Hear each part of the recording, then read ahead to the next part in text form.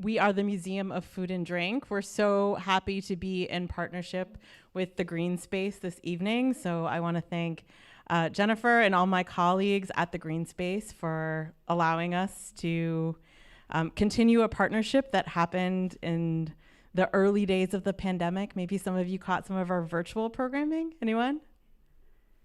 I can't really see, but I think I see a hand over there. So we did a lot of virtual programs together for about 2 years online, and tonight is the first actual in-person program that we've done together. So it really is, it's really a wonderful evening, and we all got to meet in person finally, and everyone commented how much shorter they thought I was.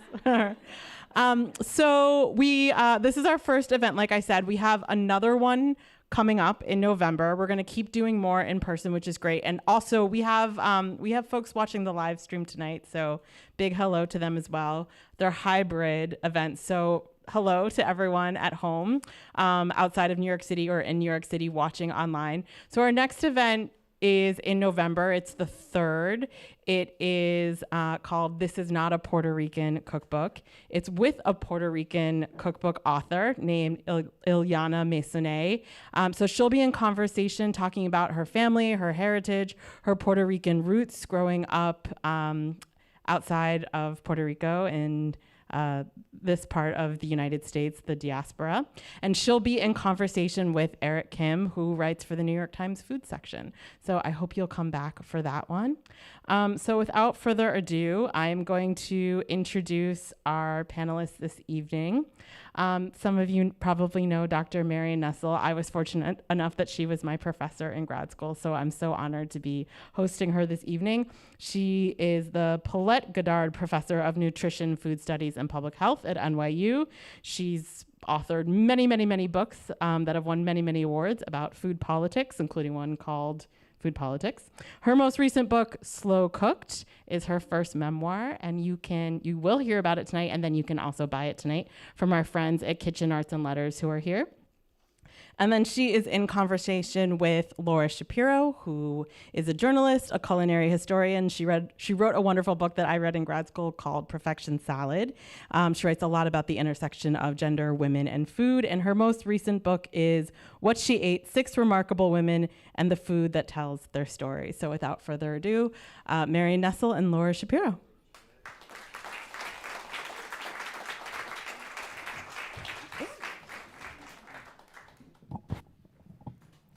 Can't see anybody. But we know you're there. Can't see. It's great. Well, this is great. Thank you all for coming out. And Can't see anybody. Marion feels that she can't see anyone. You can see her, and the fact is, you all know her, even if you've never met her. You all know Marion, and you know her as our best source for wisdom and common sense and visionary politics on food and health around the world, really. That's the Marion that we all know. When you read this book, you will be asking yourself on every page, how did this person ever get to be that person? It's really an astonishing trajectory.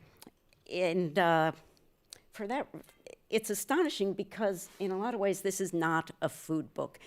It's a book about growing up female in the wrong time, the wrong place, with the wrong ambitions, in some ways with the wrong family. And so it's like the whole book takes place on this battlefield where Marion has been sort of hauled onto the field with no armor, and she doesn't even know why she's fighting. And that's the story that emerges in this book. So I want to I want to start by talking about your childhood. Oh dear.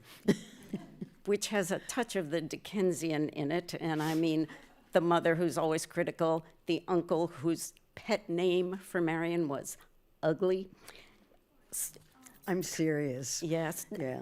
Talk a little about that and how you survived. The dreaded Uncle Harry. Yeah. That was the dreaded Uncle Harry. Yeah, I grew up in a poor Jewish family.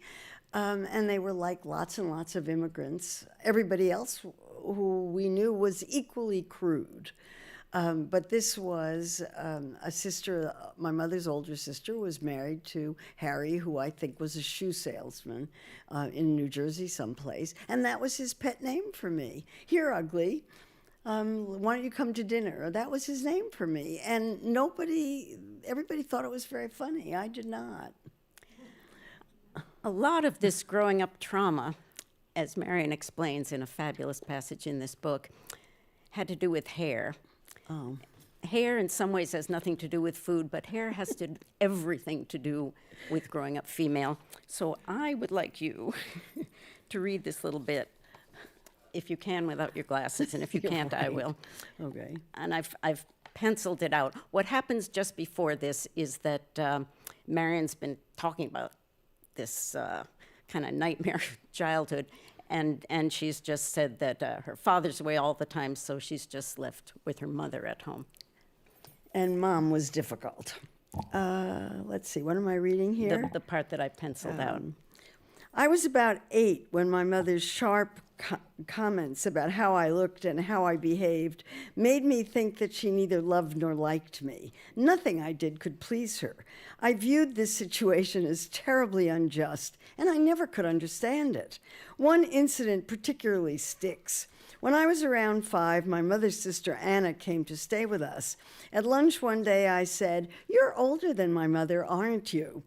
Anna, who must have been in her late 30s at the time, burst into tears, left the table, and disappeared behind a closed door. My mother insisted I apologize immediately. But for what? I could not understand what I had said that was so offensive as to bring her to tears. I tried to behave better, hard as it was to know how, but there was nothing I could do about my looks.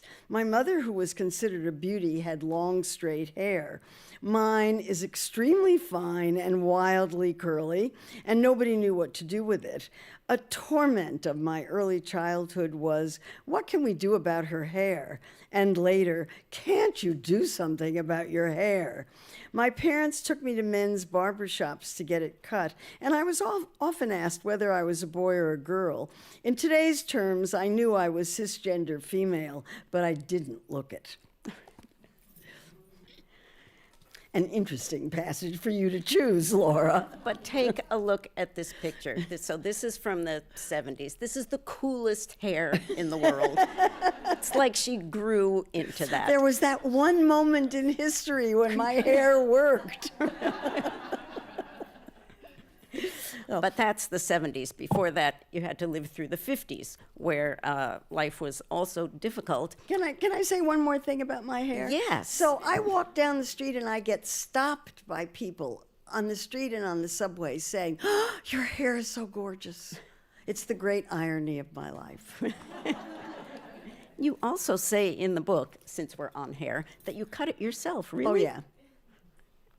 Marion, this is amazing. It's actually quite forgiving. and nobody does it better than I do. So it's not, I even went to that curl place. They didn't do it either. No. When you go through the book, you'll see there are some pictures of Marion's hair in different stages. It's really enlightening to see it move along. It was a big issue. It was a big issue. Finally, though, so you grow up, you finally get to Berkeley, which is full of people like you, hair and otherwise, and the politics, and it was okay to be smart. And Berkeley, in your description, sounds like kind of a paradise after what you'd been through growing up. Was it that? It was. It absolutely was. I mean, I was pretty socially inept, and I'd never dated in high school, and I went to Berkeley, met the man who was my first husband the minute I arrived, and married him 2 years later. I got married at 19. Not one of my wisest decisions. But I do have 2 lovely children as a result. And and Berkeley was exciting. It was the time of the, it was the Vietnam War, and people were, and the civil rights movement, and the people that I knew were involved in those things, and it was very exciting. We thought we were going to change the world. We were a little naive. You also went back to Berkeley for graduate school, and all this time you're trying to be a scientist. You're working in the sciences, and as you describe it, you're getting a lot of pushback. Well, I started out, I had all the right instincts, and I just never had any support for those instincts. So I went to Berkeley wanting to study food, and there were only two ways to do it at the time. You could do agriculture. I'm a city girl. I didn't get the whole agriculture thing until much later. Or you could be a dietitian, and so I was a dietitian at Berkeley for one day. And I went to classes, and they were home economics classes, and they were really easy. And I had this idea that if the work was easy, it wasn't worth doing. So we were enrolled in the same chemistry class as pre-medical and science students were. It was a 5-credit chemistry lab. And that was kind of hard. So I thought that's probably worthwhile. So I was a science major as a result. And taking all these science classes, including the famous organic chemistry, which has become rather fraught at NYU. It was hard, and therefore worthwhile. It was hard, and then you dropped out. So, here you were in paradise, and you dropped out. Well, I got married. Well, right, but why? Why did I get married? I didn't know what else to do. Really, I did. Well, everybody was getting married. I went to 8 weddings the summer that I got married. That was what everybody in my cohort was doing. Everybody got married at 19, in between if they were in college, in between their sophomore and junior years. And I tell this story about when I was in high school, nobody had any ambitions because women weren't allowed to have ambitions. And so my 3 closest friends in high school had as their life ambitions to marry a professor, a doctor, and a rabbi, respectively, and they all did. They did. But I didn't have that kind of ambition. And, I met somebody, and he was a little older than I was. He wanted to get married. So, yes, everybody was getting married. That's what you did. I was trying to conform really hard. So let's jump forward a second to the year 1963, which finds you living in a suburb with 2 kids, trying to do your graduate work at the same time with very little childcare. And it's 1963. This is an amazing year because in that one year, and actually within the same week, Betty Friedan published The Feminine Mystique, and Julia Child started on television as the French chef. So these are 2 kind of seismic events in women's lives, and we normally think of them as 2 kind of separate schools of women, but you were the same school. Those 2 events kind of coalesced in you. Well, because I was hanging around with a group of people who did competitive home cooking. I don't know how else to put it, but, we were housewives. All of us were housewives, and we had children. And so everybody was cooking from Mastering the Art of French Cooking, and which is not a trivial book to cook from. And so that was going on. And then I read Betty Friedan's book, and it was like this, this explosion of insight. Oh, this is why I'm miserable. This is why I'm crying all the time. This is why I'm bored out of my mind. What am I going to do? And I had a friend who said, you really need to go to graduate school. So that was when I went to graduate school. That was the impetus for that. I was home with children for 2 years. It was not a happy time, though. Some people love being home with children. I loved my children, but I needed, they were very demanding. And I was just explaining to Sari that my son was perfectly happy as long as he had 100% of my undivided attention. Not 99%. That didn't work. 100%. It was tough. Yes, you say in the book you had, I think in those years, 5 hours a day of in graduate school. Of childcare, and everything else fit in around that, including making veal Prince Orloff, which takes 2 days. Right. How did those competitive cooking meals turn out? They were pretty good. I mean, that if you do what she says, they come out really well. It's just that you sit there and you think, can't you cut corners here? Isn't there something I could do instead of this? And then I eventually learned how to take whatever was in the refrigerator and throw it together and make it taste okay. And that's still the way I cook. So once you got your degree, then there you were teaching at Brandeis. Once again, you found yourself kind of beset by sort of male colleagues and male superiors and male competitors, and you were kind of squashed into a corner there also. You describe in those years sort of microaggressions from men. Macro! You call them micro. You discreetly call them micro here. But and you say in the book that you can't really react to everything or you'd be doing nothing else. But how do you survive all the outrage and antagonism? Well, I suppose the key story about, and that's me at Brandeis, by the way, 1975. I was teaching at Brandeis, and it's my favorite story, one of my favorite stories of all time. I got a call one night from a woman friend in Boston who said, guess what my women's consciousness raising group talked about last night? And I had absolutely no idea or why she was calling me to ask me that question. And she said, we were talking about your salary at Brandeis. I said, what? Why are we talking about my salary at Brandeis? And it turned out that one of the women in this consciousness-raising group was the partner of a man who had just been hired at Brandeis to do exactly the same kind of job that I was doing. Neither one of us was tenure track. And they were paying him 30% more than they were paying me. And we're talking about, I was getting $8,000, he was getting $12,000 or something like that. And and he had been told he had to keep this secret. He had negotiated it with the department chair because he and the woman who was in the consciousness raising group were about to get married and they were planning to have children, and therefore he needed more money. And the department chair told him he was never to discuss it with anybody.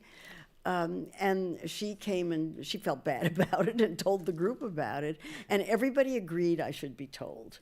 And I had been handed, of course, this phenomenal gift, because this was right at the time when the women's movement was starting and salaries were a really big issue. And there were women who were filing affirmative action cases, and they were winning. And I knew I had an airtight case, an absolutely airtight case. I was a couple of years ahead of him in experience, and I thought, I can win this. I can really win this. And so I just said, I don't want to make a case out of this, which was totally true. I did not. But fix it. And that was my mantra. It took a year, but they fixed it eventually. And everybody thought I had handled it beautifully by saying I didn't want to make a case of it. And I didn't, because I knew that if I had made a case of it, my career would be ruined. That would be the end of it. And what you say is that that experience gave you a lesson that sort of carried through, which was how to get things done in universities. Yeah, I know how to do that, or I did know how to do that. I'm not sure I know how to do it anymore. Which is what? You sort of come at it with the right, supposedly the right attitude to be nice? Well, I knew I had to be nice. And I also knew I would win. And, I kept saying, I don't want to make a case of this. And the implied threat in that was very clear. Everybody understood the implied threat. And they could see 2 steps ahead also and see that I had an airtight case. I just couldn't think of a better one. We were doing exactly the same job. And he was getting lots more money. And I needed that money. I had a partner at the time to whom I was not married, but the assumption was that he would take care of me, I guess. I had 2 children at the time, but it didn't matter. These were tough times. Now I think it would be interesting to see, if that kind of that situation is still happening. Women are still paid less than men for the same job. They still are. So even though this is now nearly 50 years later, it hasn't changed that much. Easier to make a stink about it, maybe, but it hasn't really changed. No, That's a depressing thought. But in cases like that where women are lucky, there will be a woman who comes and spills the beans at the right time. Right. So one good thing that happened at Brandeis was that you started teaching nutrition. And as you said, you kind of didn't know, you wanted to do it, but you were coming in absolutely cold. Yeah, that department, I was teaching in the biology department at Brandeis, and I was teaching cell and molecular biology. My doctorate is in molecular biology, so I was sort of bench scientist, and and teaching this very abstract field, which I liked, and it was fine. But Brandeis, that department had a rule that you could only teach the same course 3 times in a row, and then you had to teach something new because they didn't want instructors to be stale. It was a teaching department, very much. And then you also had to teach anything that the department needed, because the idea was if you had a doctorate, you were able to learn something faster than freshmen, and you were going to be teaching freshmen. So you go teach it, even if you didn't know anything about it. And the students were asking for human biology classes. I was given a choice of physiology or nutrition, and I knew that I didn't want to teach physiology because my idea of hell on earth is trying to explain kidney acid-base balance to freshmen. I just can't think of anything worse to try to explain. I didn't think I could do it. And I was kind of intrigued about nutrition. Linus Pauling had just written Vitamin C and the Common Cold, and I wondered, what was the research that showed that 10 grams of vitamin C a day would prevent colds forever? It's not there. Don't even look for it. Frances Moore Lappé had just written Diet for a Small Planet.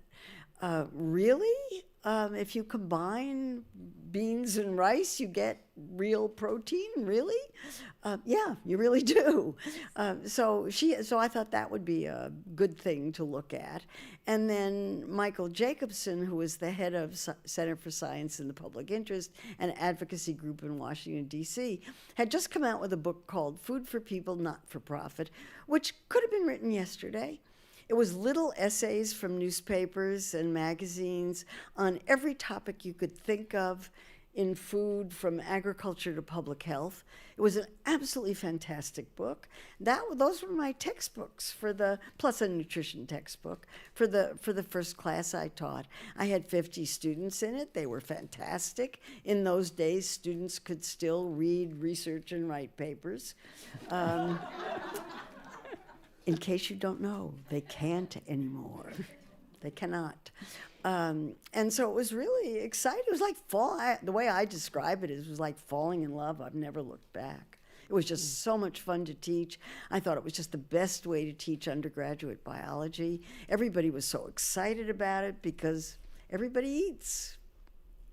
So it was a great field that you kind of jumped and fell into.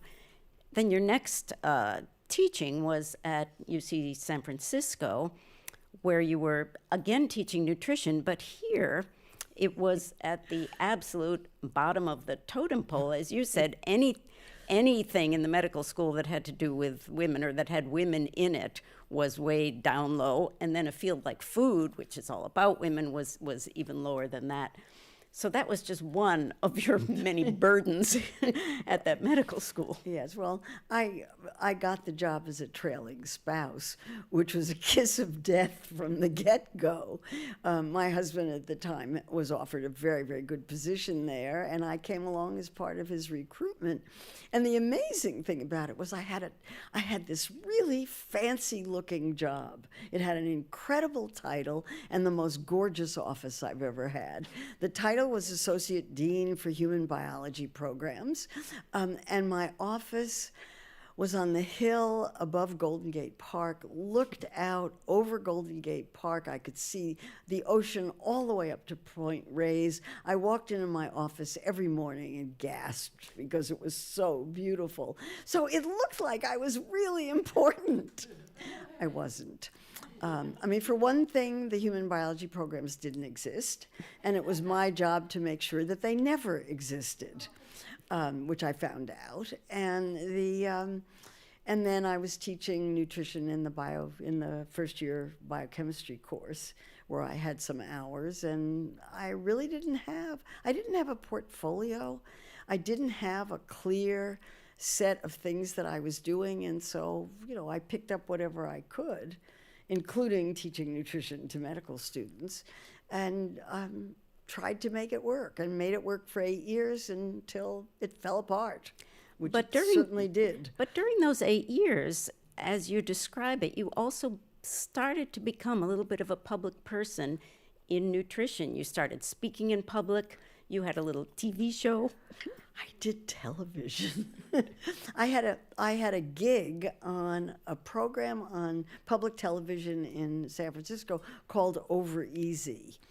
There was a program for old people, and it was a show filmed in front of an audience. And I tell the story in the book about my absolute terror and the first thing that I filmed. The first time I was ever on television, it was, I had a 7-minute segment, which in television terms is enormous, and it was filmed in front of a live audience.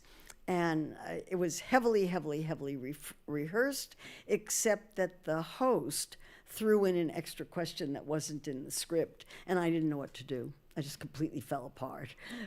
It was not a great first experience on television. But by the end, Mary Martin was the host, and she couldn't see the monitor, and she couldn't hear very well. And so it was my job to make her look good, and I could do that. I've never been worried about it ever since. That was trial by fire. It really was. And the first time I ever gave a public lecture was to an audience of 1,200 with Linus Pauling on the podium. I mean, I was just kind of thrown into it. I look back thinking, how did I do that? But it was terror. But it was amazing. You were a woman and you were doing nutrition, so in a way, none of this really should have been happening, but you made it happen because you cared about it. I cared about it a lot. I mean, I thought it was just the best thing in the world to teach. I was really interested in why people eat the way they do and how to make diets better. And, I like to eat. And so I have a real appreciation for food. I think everybody should have food. And I believe that healthy food could be delicious. Really, it can. Well, all of these opinions were what got you your next job at the Surgeon General's report, which was a huge stepping stone, and also spiritually the kiss of death, but but it was a big thing. It was the only job I got. I mean, when everything fell apart at UC San Francisco, which fell apart because my marriage broke up, and therefore my legitimacy at the medical school, because remember I came as a trailing spouse, that fell apart, and then a new dean came in who kept saying, I don't understand what you're doing here. And so that didn't work. And I got very good advice and went back to school and did a master's in public health. And I also wrote a book about nutrition for medical students that occasionally appears on Amazon. And last year, I think in January, I went on to see if there were copies of it available, and there was a copy for $930.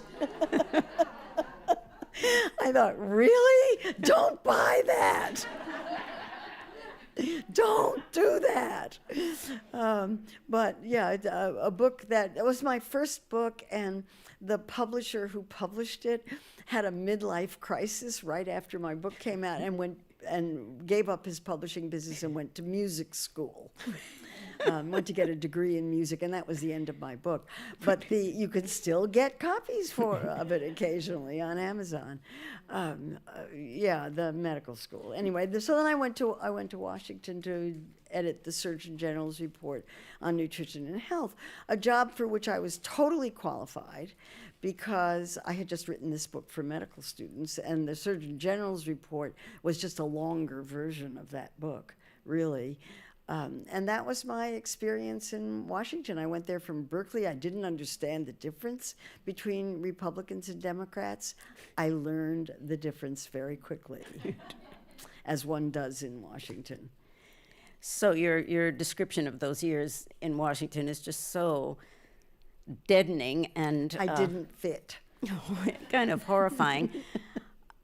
Then you finally get to NYU, where you really belong, and then comes the year 1991, which to me kind of blazes out of this book. That was the year of the dietary pyramid, which, because the USDA pulled it, there was a lot of talk about why that had happened and what was going into it, and they asked you the questions. You were at NYU, you were a nutrition person, you had a government background, and you also had sources all over Washington who were slipping you the stories. Oh, actually, it was even more pointed than that, because this is where the Washington connection came in.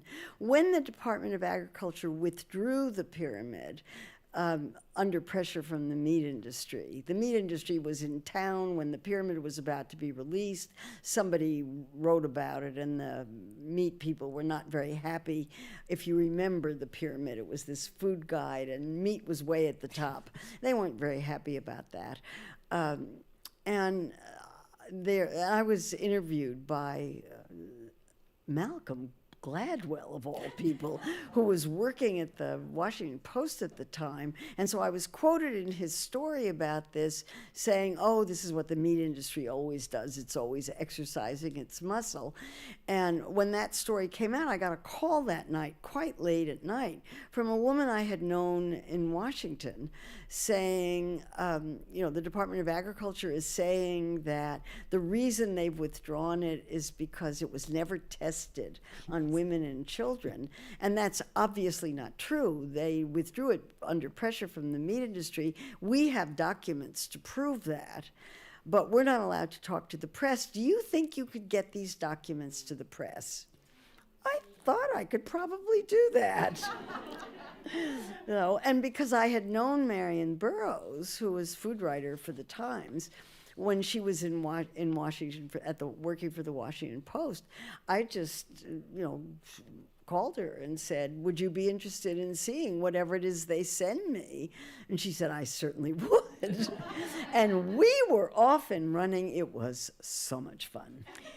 I think it really started there. I think that's when your name started getting out all over the place, just because you became the quoted source on all kinds of... I was interviewed by everybody, absolutely everybody, because I had the documents. Yeah. So it set you up, and the publication of Food Politics also did this, but this was a kind of the setup where Marion acquired not only the identity, but the kind of life work of kind of you against the food industry. And it was David and Goliath. Now, there are a lot of Davids. A lot of people are talking about the food industry, but Goliath has not gotten any smaller. What are we up against here? A lot of money, and also a very clear focus. I mean, what strikes me so much about food companies, they're not evil people. They're not out to poison the world or to make Americans or anybody else fat. They just have one goal, and that's to sell food products, because that's their job. And that's what our economic system requires of corporations, is that they not only make a profit, but grow their profits. And profits to shareholders are their number one, and actually their only goal. Everything else is peripheral. So as long as that goal is reached and they're making a profit and keeping shareholders happy and growing the profits every 90 days, they're doing what they're supposed to do, and anything that interferes with that needs to be stopped. and it has to be stopped cold. And I keep saying, food companies are not social service agencies. They're not public health agencies. They're businesses, and they have to follow the rules of business. And once you understand that, everything that they're doing makes sense. And that's really what I wrote about in Food Politics, which came out in 2002. And I thought I was stating the obvious. It never occurred to me that nobody else had ever thought of that. And there may have been people who thought of it, but they weren't writing about it much. Now, lots of people are writing about it. I remember when that book came out, you said, and you say this in the book, what you really wanted from that book was better invitations. What did you mean? I wanted three things from that book. I wanted never to go to another nutrition conference and have everybody at the conference moan about what are we going to do to get mothers to feed their children more healthfully. I never wanted to hear that again. What I wanted was to go to conferences and hear people say, how are we going to stop the food industry from marketing junk food to our kids? And convincing our kids that if they don't go to McDonald's and we don't take them to McDonald's, we're ruining their childhoods. So that was one. And then I wanted the then American Dietetic Association to stop publishing sort of handouts in their journal, which were sponsored by food companies. And you could predict what the handouts would say if you knew who the sponsor was. And if you read the handouts, you could figure out who had paid for them. I thought they should stop doing that, and they did eventually, but not for a long time. And then the third one was I wanted better speaking invitations. I wanted to speak to larger groups and groups that were different from the ones I had been speaking to, and you have to be careful what you ask for.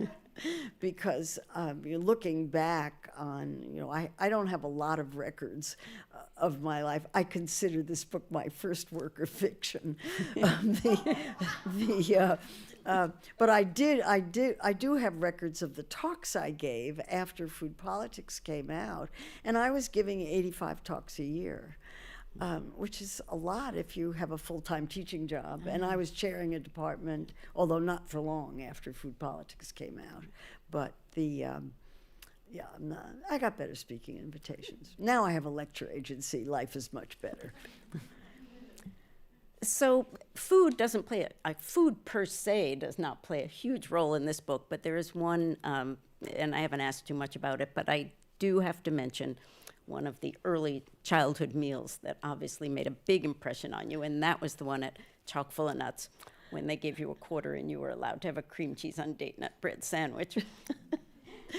How did this shape your future life? I just thought it was delicious. Cream cheese walnuts on this whatever bread it was. I didn't remember the date nut bread, but I just thought it was the best thing in the world. You get a lot of calories, it's sweet. What more could you want? Fat and sugar are a very nice combination. Very, very nice. So I also was given money to eat in Chinese restaurants for lunch. And that was good. I like chow mein. So you were not going home for lunch with Mom? Sometimes. I don't remember eating in school at all. We were sent home from I went to school on 109th Street between Broadway and Amsterdam, PS 45.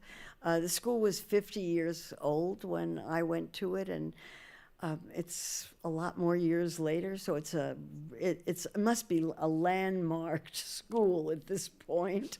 When I went to it, it didn't have flush toilets. If you can imagine that. There was a board with holes in it, and they flushed water through it. Let's get back to Chock full of Nuts. Sorry. Sorry.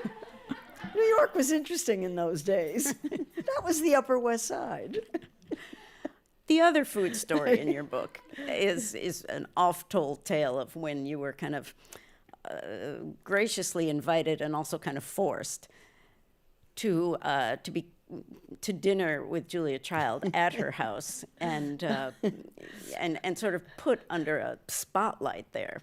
Well, this was Nancy Jenkins' fault. I had met Nancy Jenkins, and Nancy had this idea that if Julia met me, she would stop thinking about nutritionists as ruining the world for food, which she clearly did. She clearly did. And so Nancy arranged this. She said, I'll have dinner at my house, and Julia will come, and you'll have dinner with Julia. And then I didn't hear anything about it for months and months and months, and it turned out Nancy had broken her foot, and the dinner wasn't going to be at her house. It was going to be at Julia's house. I was kind of excited. The very kitchen that's in the Smithsonian right now. And it was just an incredibly uncomfortable evening. There were several people there, and I walked in, and there was absolute silence, and nobody was smiling. And Julia started out by saying, "And now Marion will introduce herself." And I thought, oh dear. So I tried to introduce myself and talk about how much I liked food and all of that kind of thing. That got nowhere. And then the dinner was the largest steak I've ever been given. And there's nothing like a good steak now, is there? And I thought, oh, this is so difficult. What am I going to do? I ate it. It was like that the whole time. It was very stiff, very formal, extremely uncomfortable. And then I had brought up my copy of Mastering the Art of French Cooking, and you will remember that I was involved in competitive home cooking out of this book. And it had pages stuck together with stuff that had gotten on it. It was completely spattered. The pages were, it was obviously extremely well used. And she wrote something very stiff and formal in it, and it was not a very happy experience. But things got much better after that. But does that still happen? People will have you to dinner, and then they stand around shaking in their shoes? Yes. Yeah. What are we going to feed her? I eat everything, except brains. I don't want to eat brains. That's my only thing. No, I really like food, and that was a very, very difficult evening. And later, I talked to Stephanie. I was in New Zealand, and Stephanie Hirsch, who was Julia's longtime assistant, was living in New Zealand. I think I don't know whether she still is or not. She may be back. But I said, "What was that about?" And it was exactly that she felt like she was being put in this awful position of having to invite somebody to dinner at her house who she absolutely didn't want to have anything to do with. And there I was. But things got much better. And I put one of her little love notes in the book. Yes. We're going to open this up in a second. I just want to ask one more question. You make the astonishing assertion in this book that it never occurred to you that the food movement was sort of riddled with gender politics, that it was basically all about men as fast and furious as it could be while the women were doing the work. But you said you finally figured that out. Well, I figured it out because somebody sent me a copy of an article from Ms. Magazine that was titled, "Why Are the Men Getting All the Credit in the Food Movement?"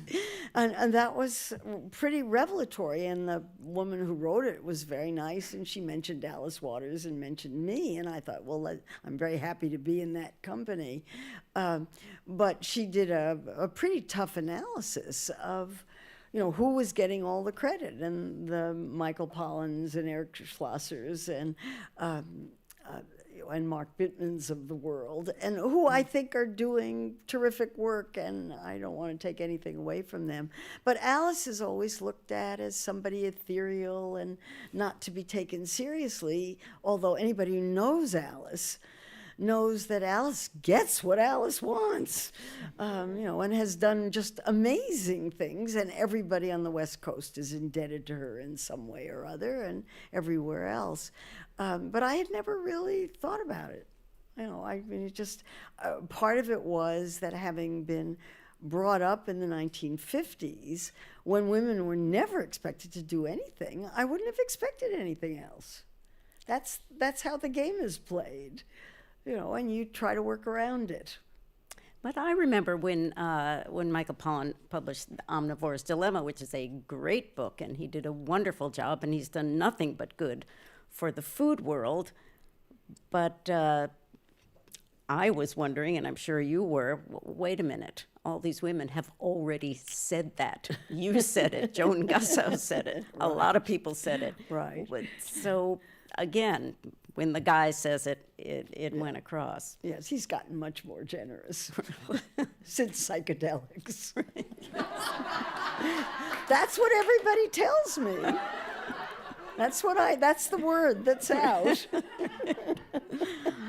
We should all do that. Yes. And we'll be more generous too. So let's hear from you all. How can you tell? You can't see anybody. Oh, I see Oh, a you hand can. right here. Marion, it's Joan. Hi, Joan. Question, please. You were invited by Klaus Schwab to speak at Davos, and you did so. What did you speak about to heads of state and global CEOs? Oh dear. The World Economic Forum. I've been to the World Economic Forum twice. And the first time I went, first of all, I didn't speak to heads of state. So let me explain that. Well, the first time I went, my ex-husband, who had been to Davos, said, he said, you're being sent as part of the entertainment for the wives. Because he said, the heads of state bring all these wives along, and they need something to do. So there are all these panel discussions and events that are taking place that the people who are not the movers and shakers can go to, and that's what I was doing there. I was enormously offended. And he was absolutely right. He was absolutely right. So Davos is divided into tiers, and the top tier is the movers and shakers, and the glamorous movie stars and music people, the Bonos and Angelina Jolie's, who was there the time I was there, and you never meet those people.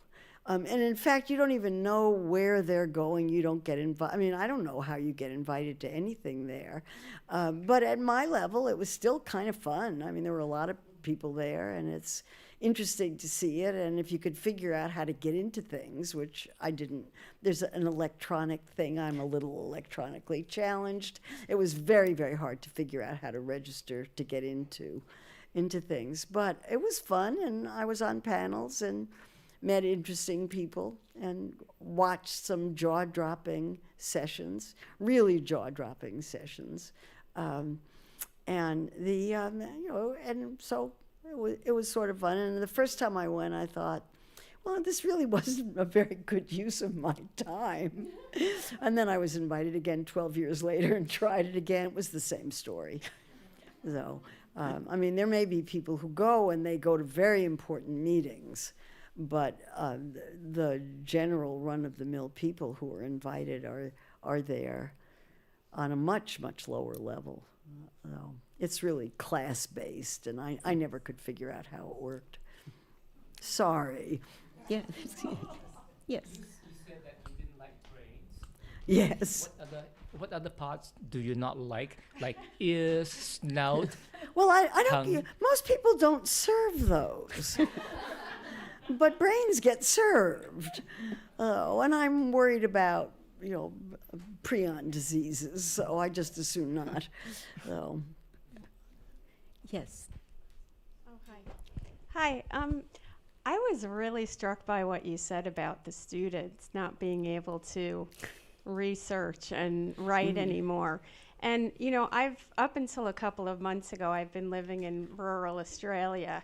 And since I've been back, I've been really struck by the young people here and the incessant phones.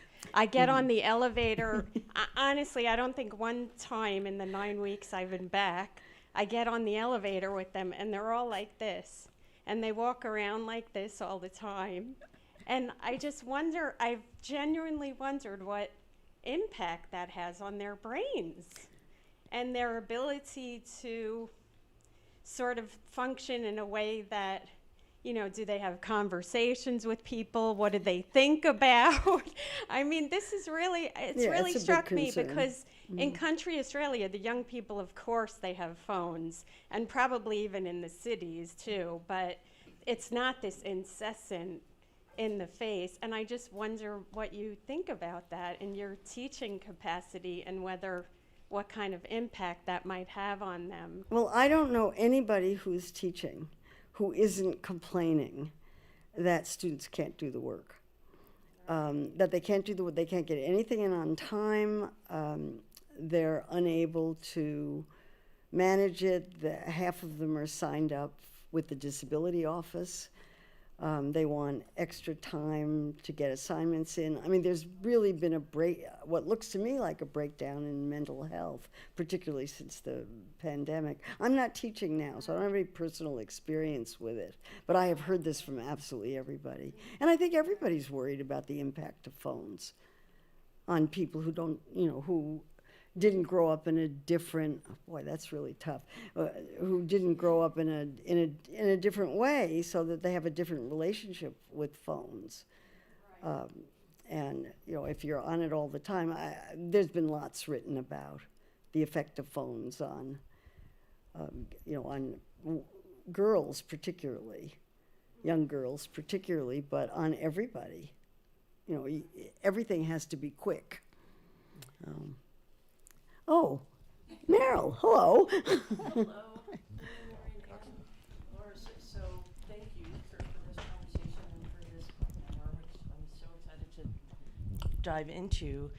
For those of us who have known, admired, and cherished you for so many years, it's really a revelation to that you're sharing these many more personal sides of yourself, and that can be true. It can't be more true for anyone more than your children. So I'm interested in your kids' reaction to this book and the revelations in it.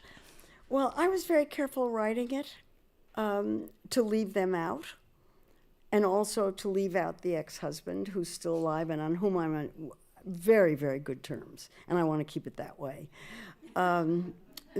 So it's not, they're referred to obliquely. I don't know, Laura, what do you think? They're not characters in this. Things about you that Oh, you want to know what they said? They said almost nothing. They said, oh, we learned some things about you. But there was never much in the way. I gave them an early draft to read. I didn't want to have anything in there that would embarrass them or be difficult for them. I mean, they're adults. They're, as I put it, they're older than I am. So they really had very little to say.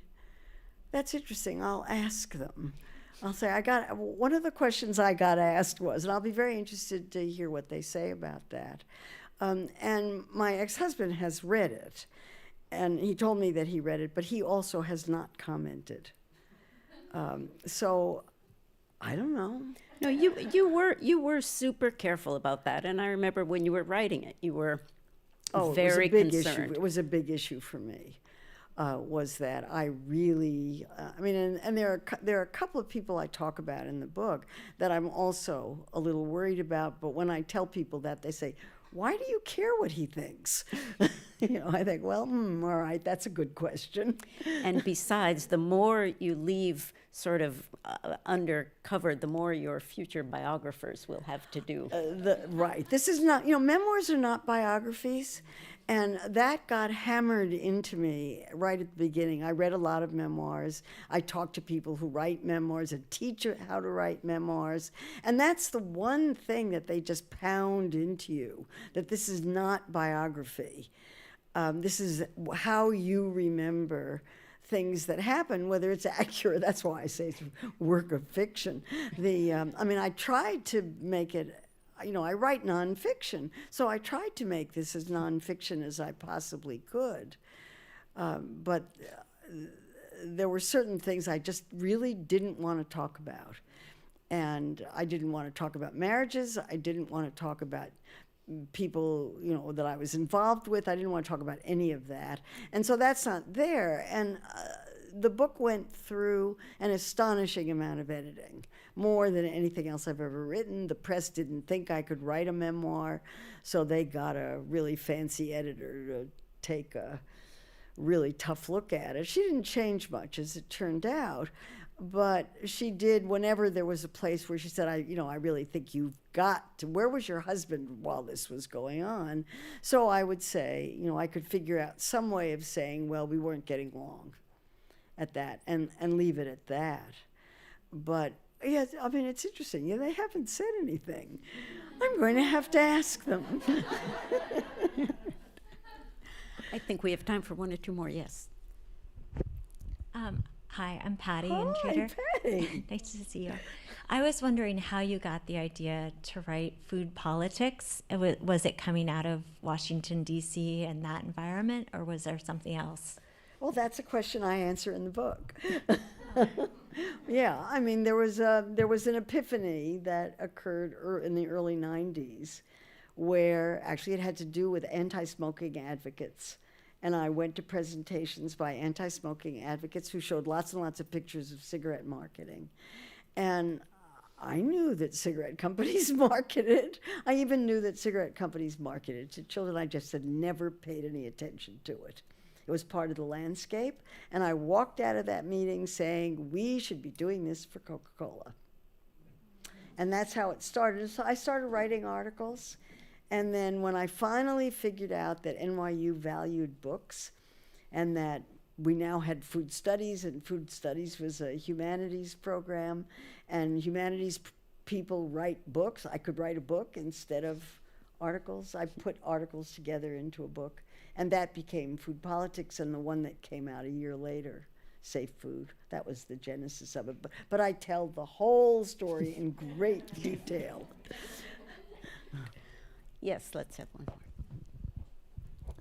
Good evening. What advice would you give to those of us who are recent MPH graduates wanting to make an impact in the world of food policy? Find an organization to work with, or find an institution to work with. If you're, are you still in public health school? You're out. You're done. You're done. I was going to say, if you had an internship opportunity, I was forced to do internships when I was in public health school. It was the best thing I ever did. But look for, if you want power to do something, work for a city health agency. All of the city, certainly the New York agency, is really concerned about not enough food, too much food, chronic disease. And they really have all these programs going. Join up with one of them. They're doing great work. Or join an advocacy group. The big problem is getting paid for it. So you have to go someplace where you can get paid. And that's a huge problem in food movement.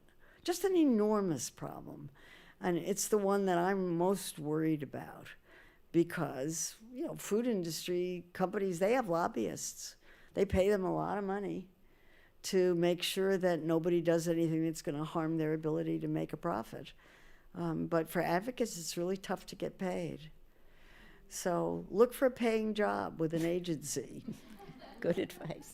Yes. I know you were at the White House conference last week. I was. And I would like to know, coming out of that, what you're most optimistic about and how we can all take action individually and collectively. Okay, I didn't come out of the White House conference very optimistic. First of all, I have to tell you, I was invited Sunday night at 9 o'clock, and the meeting started on Wednesday. I had a very last-minute invitation, and I thought, should I not go? And then I thought, no, I'm going to go. It was the worst organized conference I've ever been to, bar none. So there was a reason why I was invited Sunday night at 9. And it was terrific on hunger. And if there's anything to be optimistic about, it's that this administration will really do something about hunger if Congress will let it. And of course, we don't know what's going to happen with the election. But I thought the focus on hunger was clear, it was laser-like, and everybody was united that we need universal school meals, we need more benefits for people who are on food assistance. All of those things were really clear, focused, unambiguous, with lots of evidence to back it up, and everybody was on the same page. Nobody was talking. I mean, there was a lot of lip service paid to diet-related chronic disease, and I thought it was thrilling to hear the President of the United States use the words diet-related chronic disease. I never thought I'd live that long. So that was very exciting, but what they meant by diet-related chronic disease was in poor people. They didn't mean the population as a whole. So nobody is talking about doing anything about overnutrition, obesity-related chronic diseases, and the high risk for heart disease, diabetes, cancer, high blood pressure, death, and COVID. That comes with it. Nobody is talking about that. It was, except for Cory Booker, he was the only one. And even he was focusing in on people who were poor. So I think it's great that focus was there, but what about everybody else? I was concerned about that. And of course, they can't talk about that without talking about restrictions on food company marketing, and nobody wants to take that on. So I'm not very optimistic. I think there's a good chance. I hope there's a good chance that we'll get universal school meals out of this, but it's not looking all that good right now. But there was there was the president. Oh, they did one wonderful thing. They had lived experience. That was wonderful. So they had people with lived experience of being on food stamps or food assistance come and talk about their experience on every panel. And the woman who introduced President Biden was somebody who had been on food stamps as a child and been on food assistance through a lot of her life. But her name wasn't in the program. There was no printed program. There was no printed program for this meeting. And the only reason I was able to find out her name was somebody had mentioned it on Twitter. So, I don't know, complicated. But the hunger focus was good. Will something become of it? Don't know. We'll find out. I'm not hugely optimistic. Any more? Yes. I had a question. It was actually related to the White House conference, but I can pivot a little bit. Given your answer that you're not optimistic, because my initial question was about whether you had optimism that anything was going to change with the food companies basically shaping our food environment so that we naturally eat unhealthy foods, right, or ultra-processed foods. But I just want to pivot a little bit. I recently heard Mayor Eric Adams speak during Climate Week NYC at our World Resources Institute event. And he talked about his personal experience with, diet-related chronic disease and his mother's. And he is doing a lot in New York City to introduce food as medicine, to change what food is served in the hospitals.